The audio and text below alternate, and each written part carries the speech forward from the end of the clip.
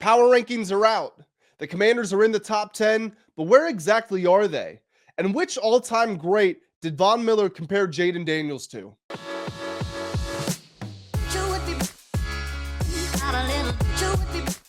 What's going on, everybody? Welcome back to the Full Command Show. My name is Grant Mitchell, and we are here to talk about everything involving the Washington Commanders. As I mentioned, we're going to be talking about a Von Miller interview, his thoughts on Jayden Daniels. We're going to be talking about power ranking. Pretty much every authority, except for one, think the Commanders are a top 10 team. What's the average, and which authority said they are not inside the top 10? We also are going to be talking about the Commanders' newest piece of media content, the Command Log. There's a new episode that came out. What did we miss during the training camp? Which all-time player is going to be going up in the Ring of Honor during week 1 against the Giants? And a whole lot more. We're about to jump into all of it, guys. So make sure you hit the like button. It takes 2 seconds out of your day. It's the easiest way to support me, support the channel, and support Commanders content. Let's take over YouTube. Take me out of the picture. Let's just get the Commanders to overrun the Bengals and the Broncos and the Eagles and the Colts. Every other community on YouTube, let's make sure we overrun them. If you're new around here, hit the subscribe button. To the returning viewers, you guys are awesome, and you also already know the drill. Leave me your thoughts on everything that I say as we go through here. I don't record these videos for an empty camera. I record them for you and to get your thoughts on what is going on. So let's jump into the video. So season 4, episode 6 of the Command Log, the Commanders' recurring sort of mini documentary series, came out last night at 7 p.m.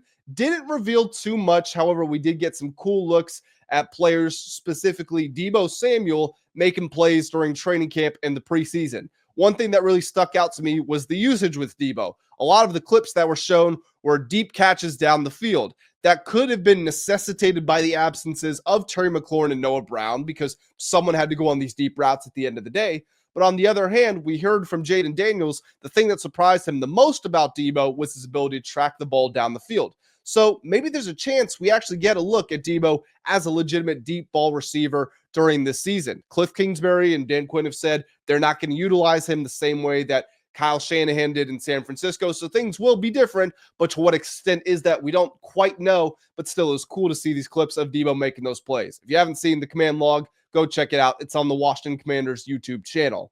The whole middle portion of the video, it felt a little imbalanced because it was 5 to 10 minutes of training camp stuff, and then it became basically a 15-minute tribute to the Cowboy killer himself, Santana Moss, and then you got 3 minutes of the preseason and 2 minutes of Terry signing his contract, and the video was over. It wasn't really cohesive, but at the end of the day, I'm never going to complain about getting Santana Moss content. Basically, Santana's getting his jersey, or not his jersey, he's getting his number put up in the Ring of Honor at halftime of week 1 against the Giants. I'm going to try to record some footage of this and get it up on my YouTube channel. I don't know if I'm going to be allowed to because I don't know the copyright stuff there, but if it is possible, then definitely be on the lookout for some clips. I'm personally just really excited that I'm going to be there to see it. He was certainly one of my and one of most people's favorite players during the late 2000s, early 2010s on the Redskins. Santana was traded for Lavernius Coles with the New York Jets in 2005. In his first season with the team, he goes for 1,483 receiving yards. That, to this day, still a single season record for the Redskins, Commanders, Braves football team franchise. In 10 years with the team, he had 7,867 yards and 66 touchdowns. And now he does great work with the command center. He's still a frequent member, participant in the Commanders culture and community. And he's just a great person to have up in the Ring of Honor. His 1,483 yards in 2005, that was despite Mark Brunell only having 3,050 yards that season. So Santana was like half of Brunell's production. He was an awesome player, and it's a shame that we never get to see him play with JD5 because I think those two would have torn it up. If you had Terry on one side and Santana on the other, this offense would have been electric. But still, he does a great job supporting the team, and he deserves to be in the Ring of Honor. So shout out to Santana Moss.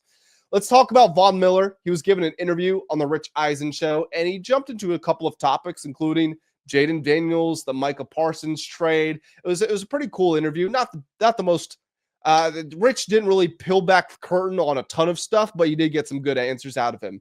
So Vaughn said that Jayden Daniels was a huge part of why he signed with the Commanders. He mentioned that he'd just been playing with the Bills and Josh Allen. And once you see great quarterbacks like that, it's hard to just go play anywhere, especially later in your career when you're ring hunting. But he said Jayden Daniels certainly fit the bill. He said that what he's learned about Jayden just from being in practice with him is he's like Kobe Bryant. That's the all-time great player he compared him to. He said there's just a sheer competitiveness and a desire to him. He said that Jayden's always talking trash to Bobby Wagner. He's always trying to win every drill, win every practice. Obviously, watching the film last year, he saw Jayden trying to win every game.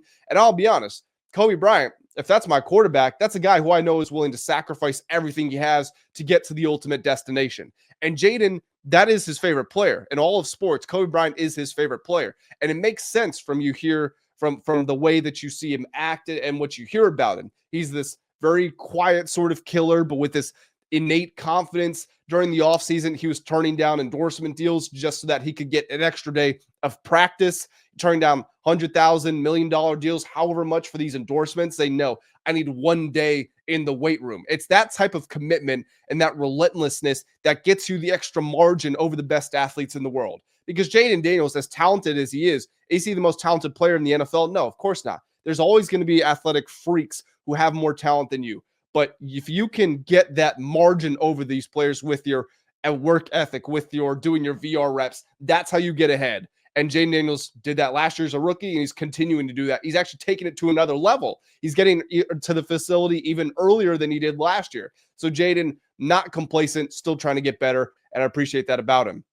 Vaughn threw in some other quotes there. He was talking about the coaching staff and the team's chances at one point. He said, quote, "We got so many guys on the coaching staff. It takes a little bit of luck down the stretch, but if we just control what we can control, I like our chances." He also gave his thoughts on the Micah Parsons trade, which I thought was particularly interesting because Vaughn has talked about getting into a GM role one day. He said that he's tried to evaluate things from the viewpoint of a GM now that he's gotten older. He's fallen in love with the whole process of the free agent signing, the player development piece, the player scouting, all that stuff. So he has a more worldly view on these sorts of things. And here's what he said. He said it was a win-win for both sides. The Dallas Cowboys needed those picks and needed a big-time defensive tackle on the inside. It's a good fit for Micah. I'm not saying that I would have made that decision, but that's the decision that was made. If it were me, I would have paid Micah a long, long time ago, and it probably would have been way cheaper. I think everybody in the NFC East is excited about that one.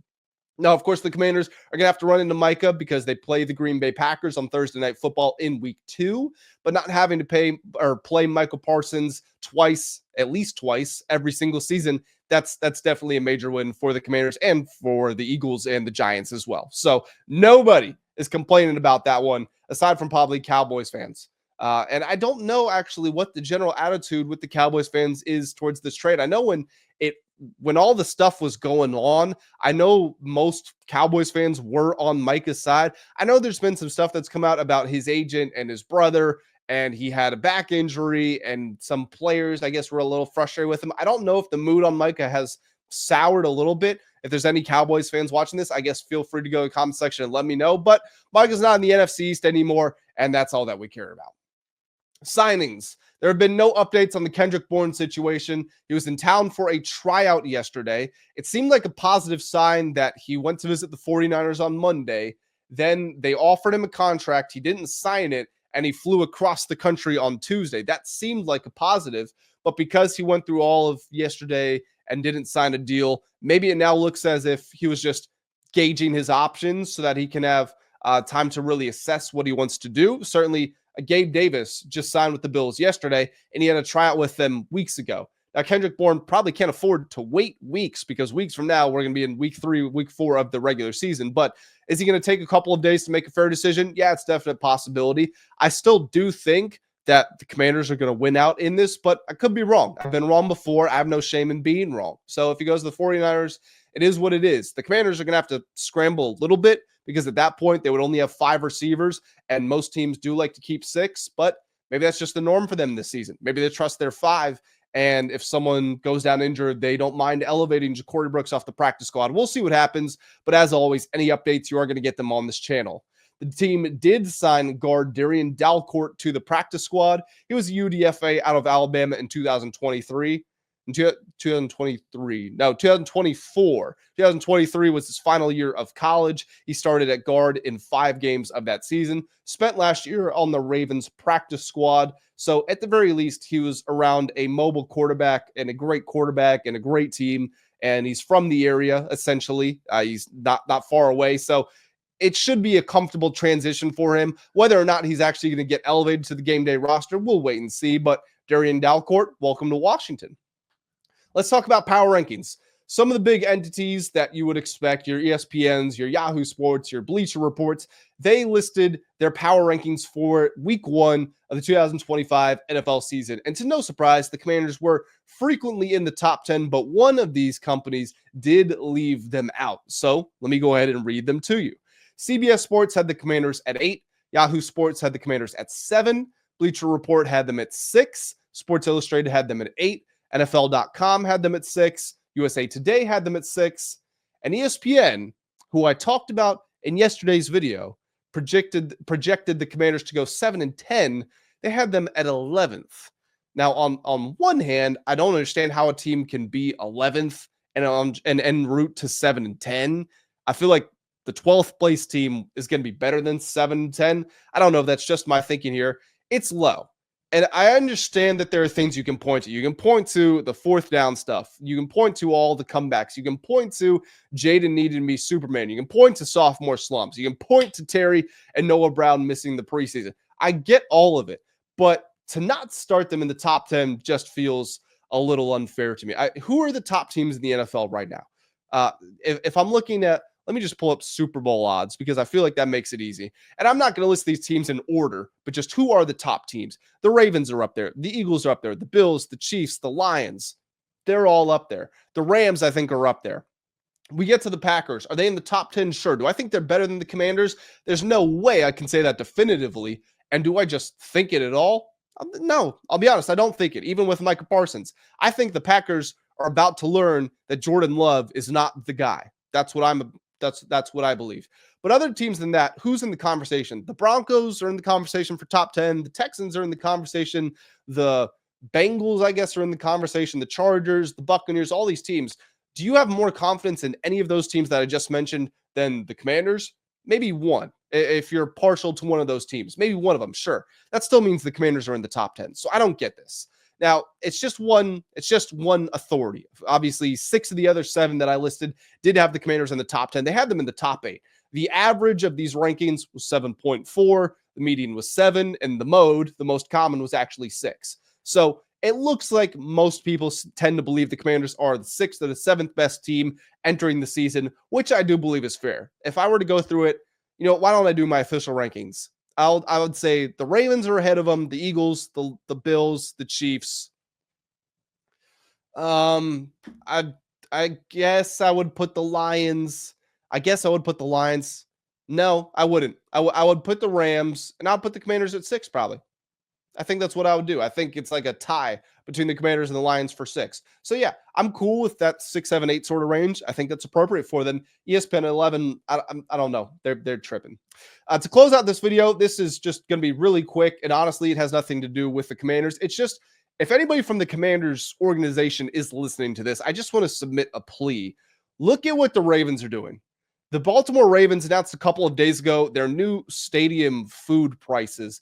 And it's affordable. It's an affordable game day menu. Pretzels and popcorn are $1.99. Chips are $2.49. A 20-ounce water is $3.49. A beer is $4.99. So you can get a meal with a side and a drink for $20, or you can get a bunch of snacks. You can get like 5 separate snacks for $10. You can get 4 beers for $20.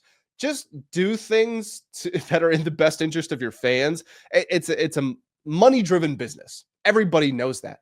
But the difference between your game day items, your food prices, is not making up a huge portion of your revenue. What it is doing is it's pricing out everyday consumers. 9-to-5 workers, blue-collar workers are already paying what is for them an arm and a leg. And I'm one of those people too. Like, I'm part of that. But we're already paying what is an arm and a leg basically just to get into the stadium. Then you have to pay for parking, or you have to pay for gas to get out there. Metro fees are affordable, but then you've got a long walk, and then you've got to pay $15 for a drink and $25 for a pizza and a bag of chips. You're pricing people out, and it's the game day experience. It should be fun. It should be affordable. So I just want to give a tip of the cap to the Ravens. They are doing the right thing. Just because they're regionally nearby doesn't mean the Commanders have to do anything, but I do hope they use this as a source of inspiration. And it's not just them. It's every team in the league. Every team jacks up their prices, but I hope the Commanders can be a part of the positive difference, bring the prices down, do the right thing for the fans, and hopefully, again, 20-ounce water for $3.49. When's the last time you heard that? You go to the movie theater, you're paying $15 for a bottle of water, it feels like. So if anyone from the Commanders is listening to this, I just hope that this can somehow get run up the chain of command, and it can be something that becomes a reality in Northwest Stadium sooner than later. But guys, that is going to do it for this video. As always, make sure you go to the comment section and leave me your thoughts on everything I said. Put out a cool video yesterday reacting to the Commanders' first unofficial depth chart of the 2025 season. Go check that out as well. Hit the like button if you enjoyed. Make sure you hit that subscribe button so you never miss out on my daily uploads. And as always, I will catch you in the next one. Have a great day.